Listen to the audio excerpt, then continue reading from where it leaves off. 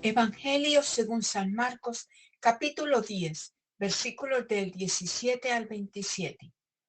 En aquel tiempo, cuando salía Jesús al camino, se le acercó corriendo uno y se arrodilló y le preguntó: Maestro bueno, ¿qué haré para heredar la vida eterna? Jesús le contestó: ¿Por qué me llamas bueno? No hay nadie bueno más que Dios. Ya sabes los mandamientos: no matarás, no cometerás adulterio, no robarás, no darás falso testimonio, no estafarás, honra a tu padre y a tu madre. Él replicó: Maestro, todo eso lo he cumplido desde pequeño. Jesús se le quedó mirando con cariño y le dijo: Una cosa te falta. Anda, vende lo que tienes, dale el dinero a los pobres, así tendrás un tesoro en el cielo y luego sígueme. A estas palabras él frunció el ceño y se marchó pesaroso, porque él era muy rico. Jesús, mirando a su alrededor, dijo a sus discípulos: Qué difícil le va a ser a los ricos entrar en el reino de Dios. Los discípulos se extrañaron de esas palabras. Jesús añadió: Hijos, qué difícil les es entrar en el reino de Dios a los que ponen su confianza en el dinero. Más fácil le es a un camello pasar por el ojo de una aguja que a un rico entrar en el reino de Dios. Ellos se espantaron y comentaban: Entonces, ¿quién puede salvarse? Jesús se les quedó mirando y le dijo: Es imposible para los hombres, no para Dios.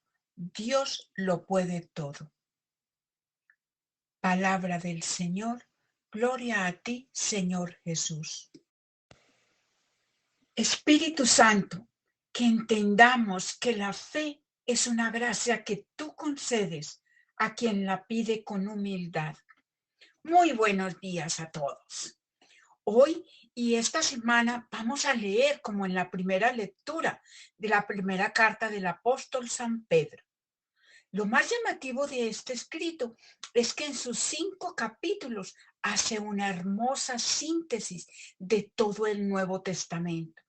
Y no solo eso, sino que comunica seguridad y entusiasmo. 2 notas de las que estamos muy necesitados en nuestros días.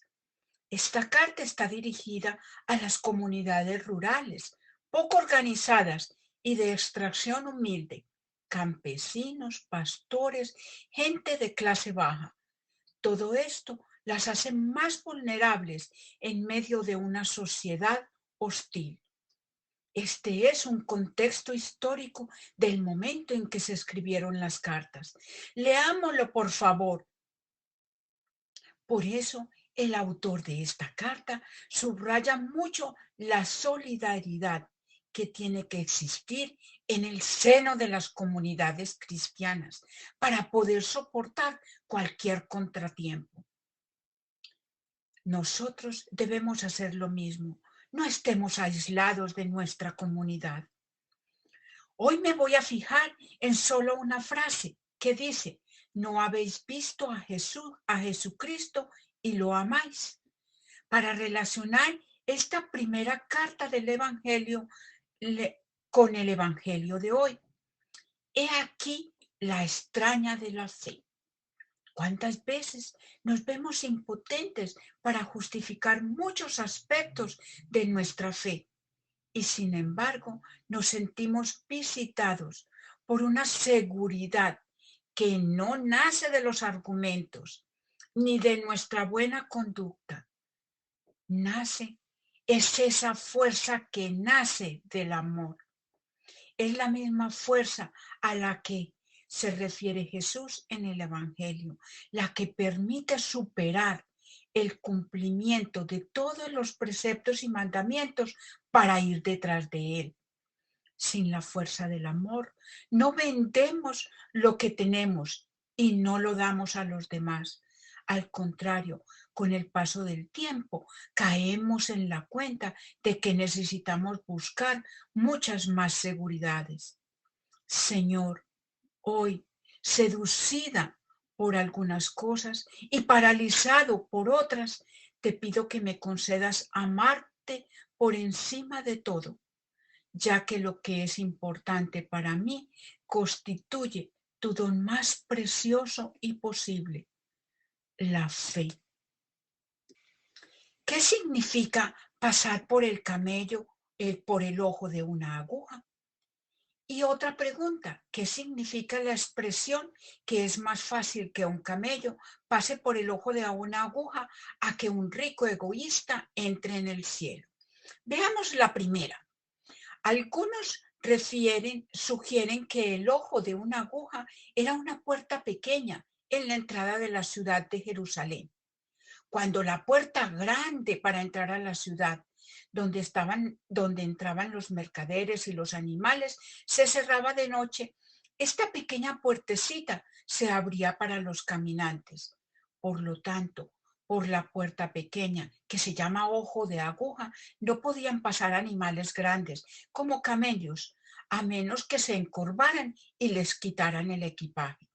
Los camellos solo conseguían pasar por esos portales de rodillas. Las palabras de Jesús entonces deben entenderse literalmente. El dicho pasar por el camello por el ojo de una aguja es una hipérbole hebrea. Ya hablamos de las hipérboles. De hecho, los judíos usaban una expresión similar. ¿Quién puede hacer pasar un elefante por el ojo de una aguja? Eso lo leemos en un libro histórico que se llama Talmud de Babilonia. Sigamos con la segunda pregunta. ¿Qué significa la expresión es más fácil que un camello pase por el ojo de una aguja a que un rico egoísta entre en el cielo? Jesús nos dice, es más fácil que pase el camello por el ojo de la aguja a que un rico egoísta entre en el cielo. Esto significa que es imposible que entre al cielo quien no ama a Dios y a las demás personas. No son las riquezas en sí mismas malas, es la conducta del hombre que no es capaz de poner estas riquezas al servicio de los demás. El joven rico que leemos en este evangelio acaba de marcharse muy triste, lo vemos en el versículo 22. Ha preferido quedarse con sus riquezas antes de dejarlas y seguir a Cristo. Le interesan más sus bienes que seguir a aquel maestro. Entonces Jesús se dirige a todos sus discípulos para decirles que es más fácil que un rico entre al reino de los cielos, es más difícil que un rico entre al reino de los cielos. Pero no dice que sea imposible. Jesús no afirma que la riqueza sea un mal, pero sí es algo que facilita la codicia, que propicia la avaricia, que hace que olvidemos más fácilmente a los demás, que favorece el aferrarse a los bienes materiales.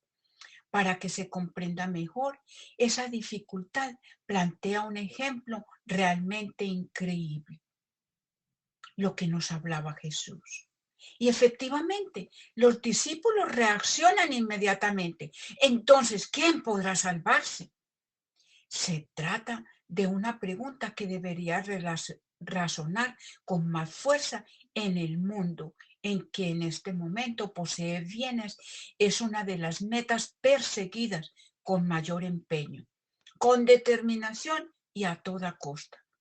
No se trata de que el discípulo de Jesús no pueda tener nada propio, no, sino de que no se apegue a lo que posee. Jesús había advertido en varias ocasiones a sus discípulos que no se podía servir a Dios y al dinero. Pero desgraciadamente, en la sociedad actual, la riqueza, el dinero, los bienes se han convertido en ídolos que requieren total dedicación, completa dedicación, y fácilmente sacrifican incluso la vida Lo leemos en el versículo 26. Los discípulos dicen, parece imposible que un rico pueda salvarse. Pero Jesús inmediatamente rebate esto. Y lo leemos en el versículo 27. Para los hombres esto es imposible, mas para Dios todo es posible. La felicidad no consiste en dejarlo todo, sino en hacerse libres de todo lo que me impide entregarme a Cristo. La fe, la confianza en Dios hace que el corazón del hombre deje de pensar en poseer las cosas y pase a abandonarse a Dios. Es lo contrario respecto a lo que normalmente se cree. El Evangelio no quita nada, al contrario, enriquece la vida, tanto en esta tierra como en el cielo. Muchas gracias por su atención. Los espero mañana en otro pedacito de Gotitas de Sabiduría.